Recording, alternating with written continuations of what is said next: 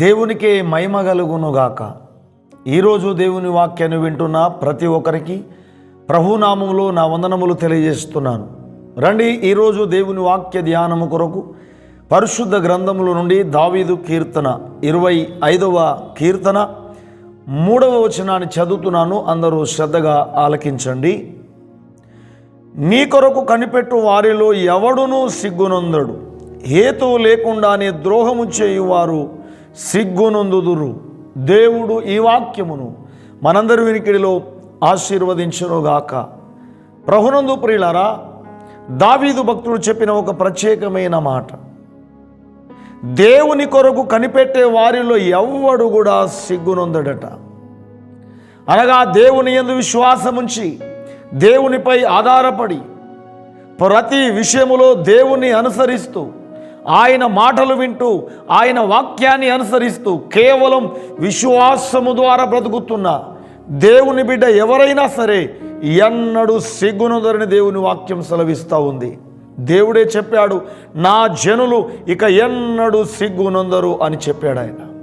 దేవుని బిడ్డలారా, ఈనాడు ఈ వాక్యాన్ని వింటున్న మీరు ఏ విషయంలోనైనా భయపడుతున్నారేమో, నాకు తలదించుకునే పరిస్థితి వస్తుందేమో, లేక నేను సిగ్గుపడే పరిస్థితి వస్తుందేమో అని అనుకుంటున్నారేమో. కానీ మీరు దేవుని యందు విశ్వాసం ఉంచండి, దేవునిపై ఆధారపడండి. ప్రతి విషయంలో మీరు దేవునికి మొరపెట్టండి. దేవుని నమ్మిన వారిలో ప్రత్యేకంగా ఎవరిని కూడా సిగ్గుపడకుండా దేవుడే నిలబెడతాడు. ప్రియులారా, ఇక్కడ అంటున్నాడు, హేతువు లేకుండా ద్రోహము చేయువారు. కొంతమంది కారణము లేకుండా ద్వేషించే వాళ్ళు ఉంటారు, కారణము లేకుండా చెడ్డ పనులు చేసేవారు ఉంటారు, ఇతరులకు ద్రోహము చేసేవాళ్ళు ఉంటారు, ఇతరులకు కీడు చేసే వాళ్ళు ఉంటారు. వాళ్ళు సిగ్గునొందుతారట. ప్రియులారా, కారణము లేకుండా నువ్వు ఎవరినైనా ద్వేషిస్తే, కారణము లేకుండా నువ్వు ఎవరికైనా ద్రోహము చేస్తే నీవు సిగ్గుపడే పరిస్థితి వస్తుంది. నీవు చేసిన పని, ఇదిగో నీవు చేసిన ఆ యొక్క హేతువు లేకుండా చేసిన ఆ కీడు కావచ్చు, ఏ ద్రోహము కావచ్చు, నిన్ను సిగ్గుపడే పరిస్థితి తెస్తుంది. కానీ దేవుని మీద విశ్వాసం ఉంచి కేవలం దేవునిపై ఆధారపడి ఆ దేవుని కొరకు కనిపెట్టుకునే వారిలో ఎవ్వడు కూడా సిగ్గునొందడట. ప్రియులారా, ఇక్కడ దావీదు అంటాడు, ఈ యొక్క 25వ కీర్తనలో 2వ వచనంలో అంటాడు, నా దేవా నీయందు నేను నమ్మిక ఉంచి ఉన్నాను, నా దేవా నీయందు నమ్మిక ఉంచి ఉన్నాను, నన్ను సిగ్గుపడనీయకుము అని ప్రార్థన చేశాడు దావీదు మహారాజు. కేవలం నేను నిన్ను నమ్ముతున్నాను గనక, నీయందు విశ్వాసం ఉంచుతున్నా గనక నన్ను ఎక్కడ కూడా సిగ్గుపడనీయకుమని ప్రార్థన చేశాడు. దేవుని బిడ్డలారా, మీరు ఈ యొక్క భూమి మీద జీవిస్తున్నప్పుడు ప్రియులారా, కేవలము దేవుని యందు విశ్వాసం ఉంచి, ప్రభువా నేను నిన్ను నమ్ముకొని ఉన్నాను, నీ కొరకు నేను కనిపెట్టుకొని ఉన్నానయ్యా, నన్ను ఎక్కడ సిగ్గుపడనీయకయ్యా, ఎక్కడ నన్ను తల దించుకునే పరిస్థితి రానియకుమని నువ్వు దేవునికి మొరపెట్టాలి, నువ్వు దేవునికి ప్రార్థన చేయాలి. ఆనాడు దావీదు ప్రార్థన చేశాడు, దేవా నేను నీ యందు నమ్మిక ఉంచి ఉన్నా గనక ఎక్కడ కూడా నా పరిస్థితి తల దించుకునే పరిస్థితి రాకూడదు, సిగ్గుపడే పరిస్థితి నాకు రాకూడదు అన్నాడు. ఆ మాట చెప్పి ఈ యొక్క 25వ కీర్తనలో 3వ వచనంలో అంటాడు, ఇక్కడ ప్రియులారా, నీ కొరకు కనిపెట్టు వారిలో ఎవ్వడు సిగ్గునొందడు, కారణము లేకుండా హేతువు లేకుండా ఎవరైతే ద్రోహము చేస్తారో వారు మాత్రమే సిగ్గునొందుదురు అంటాడు.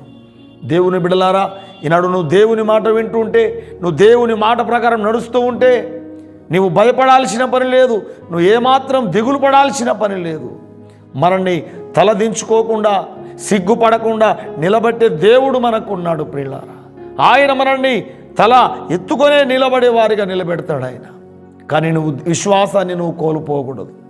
125వ కీర్తనలో 1వ వచనంలో దావీదు అంటాడు, యెహోవా యందు నమ్మిక ఉంచువారు కదలక నిత్యం నిలుచు సియోను కొండవలె ఉంటారంటాడు. కదలలు వారు, దేవుని యందు విశ్వాసం ఉంచిన వారు, యెహోవా యందు నమ్మిక ఉంచువారు కదలక నిత్యము నిలుచు సియోను కొండవలే ఉంటారు. ఎక్కడ వాళ్ళు కదలరు, ఏ పరిస్థితులు వచ్చినా వాళ్ళు కదలలేరు. కానీ ప్రియులారా, ఈనాడు నువ్వు దేవుని మీద భారం వేసుకొని బ్రతకాలి. వారేమనుకుంటున్నారో వీరేమనుకుంటున్నారో కాదు. నువ్వు ప్రతి విషయంలో దేవుని మీద ఆధారపడి బ్రతకాలి. నువ్వు 55వ కీర్తనలో 22వ వచనంలో దావీదు అంటాడు, నీ భారము యెహోవా మీద మోపుము, ఆయనే నిన్ను ఆదుకొనును, నిన్ను ఎక్కడ సిగ్గుపడనీయడు. ఆయన నీతిమంతులను ఆయన ఎన్నడూ కదలనీయడు అంటాడు. ప్రియులారా, ఈరోజు దేవుడు నీతో మాట్లాడుతున్న మాట, నువ్వెక్కడైనా సిగ్గుపడతావని, నా పరిస్థితి తలదించుకునే పరిస్థితి వస్తుంది అనుకుంటున్నావేమో, కానీ విశ్వాసం నువ్వు కోల్పోకు. దేవుని యందు విశ్వాసం ఉంచు, దేవుని నమ్మి ముందుకు నడువు. నిన్ను ఎన్నడూ దేవుడు సిగ్గుపడనీయడు. ప్రియులారా, చివరికి ఇంకో మాట పౌలు భక్తుడు అంటాడు, రోమీయులకు రాసిన పత్రికలో 10వ అధ్యాయం 11వ వచనంలో పౌలు భక్తుడు కూడా ఇక్కడ గుర్తు చేస్తున్నాడు, ఏమనగా ఆయన యందు విశ్వాసం ఉంచువాడెవడును సిగ్గుపడడని లేఖనము చెప్పుచున్నది అంటాడు. ప్రియులారా, ఇక్కడ పౌలు భక్తుడు అంటున్నాడు, ఆయన యందు విశ్వాసం ఉంచువాడు ఎవ్వడు సిగ్గుపడడని లేఖనము చెప్పుచున్నది. దేవుని వాక్యం సెలవిస్తూ ఉన్నది.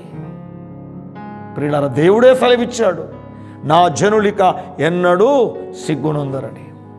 కనుక నువ్వే పరిస్థితిలో ఉన్నావో నువ్వు భయపడకుండా దేవుని యందు విశ్వాసం ఉంచు. నీ భారము దేవుని మీద వేయి. నువ్వు దేవునికి మొరపెట్టు, ప్రభువా నా పరిస్థితి ఎక్కడా తలదించుకునే పరిస్థితి రావద్దు నాయన, ఎక్కడ నేను పడిపోవద్దు నాయన, నేను నీ వాక్యానుసారంగా నడవాలి, నేను నీ యొక్క అడుగు జాడల్లో నేను నడవాలి అని నువ్వు చెప్పావు కదా. నా జనులు ఇక ఎన్నడూ సిగ్గునొందరన్నావు. ప్రభువా నన్ను ఎక్కడ సిగ్గుపడనీయకయ్యా, నేను ఎక్కడ కూడా ఏ పరిస్థితుల్లో కూడా తలదించుకునే పరిస్థితి నాకు రాకూడదని ఈనాడు నేను మనమందరం ప్రార్థన చేస్తే, ఆయన యందు విశ్వాసం ఉంచితే తన నమ్మిన బిడ్డలను ఆయన ఎన్నడూ సిగ్గుపడనివ్వడు. గనక నేను మనమందరం లేఖన ప్రకారముగా ఆయన కొరకు కనిపెట్టుకుందాం, ఆయన యందు విశ్వాసం ఉంచుదాం, ఆయన మీద మన భారం వేద్దాం, ప్రతి విషయంలో మనం ప్రార్థన చేద్దాం, విశ్వాసముతో ఈ భూమి మీద మనం నడుద్దాం.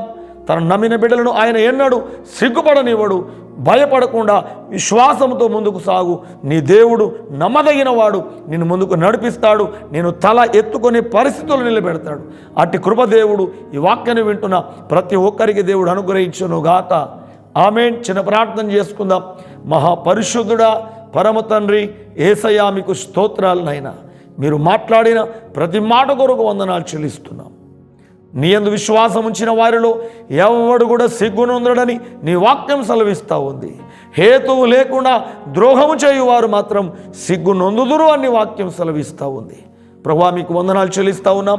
మాకు తెలియకుండా మా మీద ఎవరు కుట్రలు చేసినా వారు సిగ్గునొందుతారు ప్రభువా. కానీ నీ కొరకు కనిపెట్టిన వారిలో, నీ యందు విశ్వాసం ఉంచిన వారిలో ఎవడు సిగ్గునొందడు అని వాక్యం సెలవిస్తూ ఉంది. మీరు చెప్తూ ఉన్నారు, నీ భారం యెహోవా మీద మోపుము అంటున్నారు, ఆయనే నిన్ను ఆదుకొను అంటున్నారు. కనుక నీతిమంతులను ఆయన ఎన్నడూ కదలనినడని నీ వాక్యం సెలవిస్తూ ఉంది. ప్రభువా, ఈ వాక్యాన్ని వింటున్న ప్రతి ఒక్కరు ఆయన ఏ ఒక్కరు భయపడకుండా నీ మాట నమ్మి, నిన్ను నమ్మి ప్రభువా విశ్వాసముతో ప్రార్థనా జీవితంతో ముందుకు సాగుటకు మీరు కృప చూపమని, నీ నమ్మిన వారిలో ఎవరు కూడా సిగ్గునొందడు అంటున్నావు. మేము సిగ్గుపడే పరిస్థితి ఎవరికి రాకుండా మేము ఎల్లప్పుడూ కూడా తల ఎత్తుకొని నిలబడే పరిస్థితిలో మమ్మల్ని నిలబెట్టమని యేసు నామములో ప్రార్థిస్తున్నాము తండ్రి. ఆమేన్. Praise Lord. దేవుడు మిమ్మల్ని, మీ కుటుంబాలను గొప్పగా దీవించును గాక.